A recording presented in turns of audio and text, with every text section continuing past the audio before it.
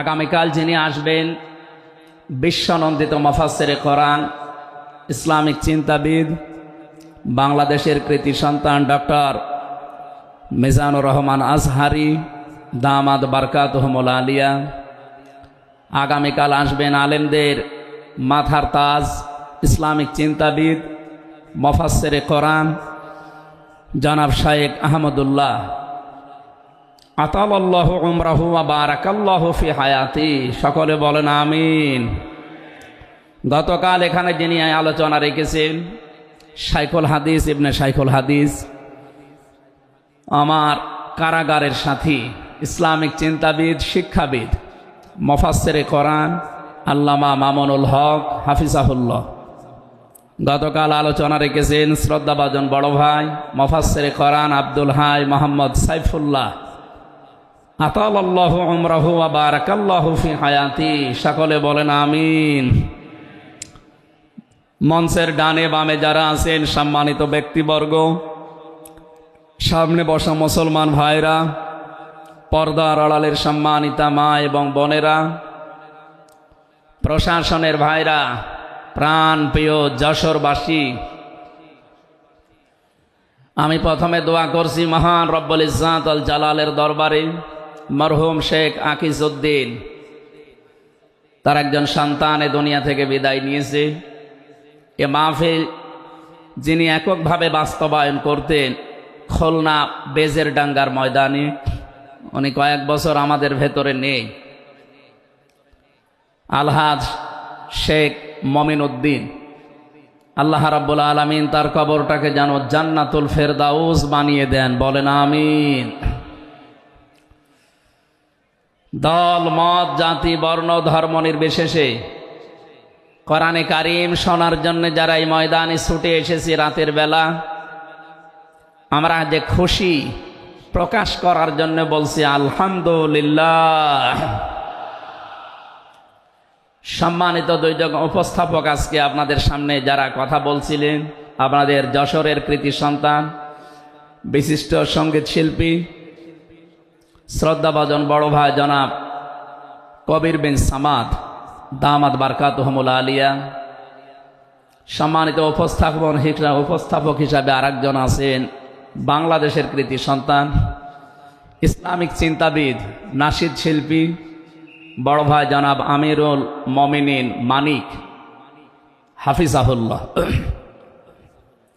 যে আল্লাহ আমাদেরকে কণ্ঠ ছেড়ে দিয়েছেন কথা বলার জন্যে।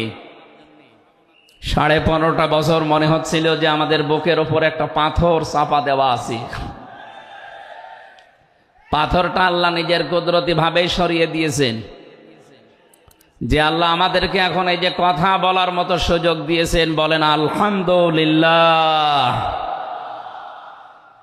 পৃথিবীতে মানুষ যা পেয়েছে সব কিছুর তুলনায় আল্লাহর কাছে কোরআনে কারিম শ্রেষ্ঠ সম্পদ।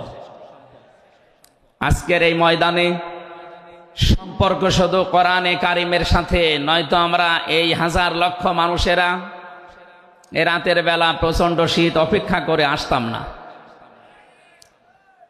শুধুমাত্র শেখ মহিউদ্দিন সাহেব ডাক দিলে আমরা আসতাম, বিষয়টা এমন না। এখানে সম্পর্ক এই সৌন্দর্যের সাথে কোরআনের।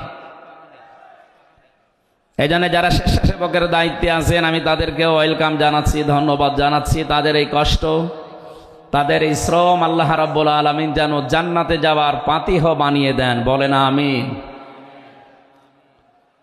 কোরআনে কারিমে রব্বুল আলামিন বলেন কুল বিফাদলিল্লাহি ওয়া বিরহমাতিহি ফাবিযালিকা ফালিয়াফরাহু হুয়া খায়রুম মিম্মা ইয়াজমাউন,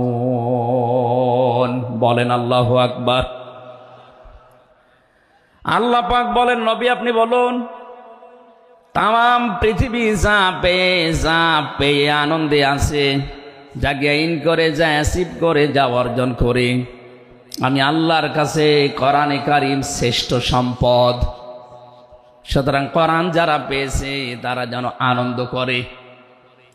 আজকে খুলনা বিভাগের মানুষগুলো, খুলনা বিভাগ সহ বাংলার অন্যান্য বিভাগ থেকেও মানুষেরা আজকে এসেছে। কোরআনে কারীম সত্যি যারা শোনার জন্য বোঝার জন্য এসেছি, এটা পুরা এখন ইবাদত চলছে। আমরা খুশি দুনিয়ার সব কিছুর তুলনায় আজকে, বলেন আলহামদুলিল্লাহ।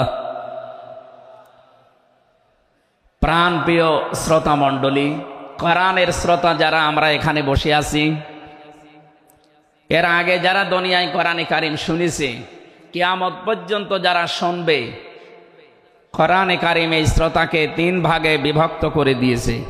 এখানে ওই 3 প্রকার মানুষ আছে, কিয়ামত পর্যন্ত তারা থাকবে। প্রথম নাম্বার, এই কোরআনে কারীম শোনার পরে যারা বাধা দিয়েছিল এই দুনিয়ায়, আল্লাহর কোরআন তাদেরকে ঘোষণা দিয়েছে তারা কাফের। এই বাংলাদেশে আমরা এই 54 বছরে নামধারী মুসলমান, কিন্তু অনেক কাফেরের আচরণ দেখতে পেয়েছি। সূরা হামিম সাজদার 26 নম্বর আয়াতে আল্লাহ তাদের পরিচয় দিয়েছেন, وَقَالَ الَّذِينَ كَفَرُوا لَا تَسْمَعُوا لِهَذَا الْقُرْآنِ وَالْغَوْا فِيهِ لَعَلَّكُمْ تَغْلِبُونَ। আল্লাহ পাক বলেন, কাফেরেরা সিদ্ধান্ত নিয়েছিল সব চলতে দেওয়া যাবে, মুহাম্মাদের কোরআনে কারীম এটা চলতে দেওয়া যাবে না। কারণ তারা বুঝেছিল এটা 1500 বছর আগে নাসিল হওয়া। ভালোভাবে আবু জেহেল টের পেয়েছিল, বুঝেছিল এ কোরআনে কারীম মুহাম্মদুর রাসূলুল্লাহ যেটা বোঝাতে চায়, এটা যদি সত্যি জনগণ বুঝতে পারে আর মেনে নেয়, আমি যে অবৈধ চেয়ারে বসে আছি এই চেয়ার থাকবে না।